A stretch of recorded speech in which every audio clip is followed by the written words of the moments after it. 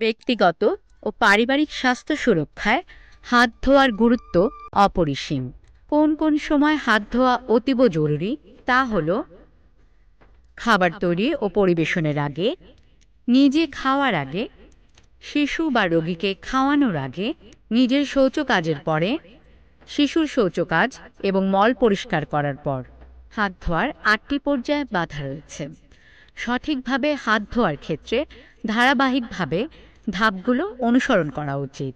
যেমন, প্রথমে পানি দিয়ে ভিজিয়ে নিতে হবে, তারপর ২ হাতের তালুতে ভালোভাবে সাবান মেখে নিতে হবে। এবার আস্তে আস্তে ঘষে ঘষে হাতের সমস্ত তালু ও সব আঙুলের ফাঁকে সাবান লাগাতে হবে। ২ হাতের বুড়ো আঙুল ভালোভাবে ঘষতে হবে। ২ হাতের তালুর উল্টো দিকেও ভালোভাবে ঘষতে হবে।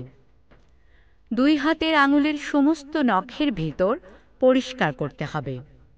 তারপর চলন্ত পানি দিয়ে ভালোভাবে ২ হাতের কবজি পর্যন্ত ধুয়ে নিতে হবে। সবশেষে পরিষ্কার কাপড় অথবা টিস্যু দিয়ে ২ হাত মুছে নিতে হবে।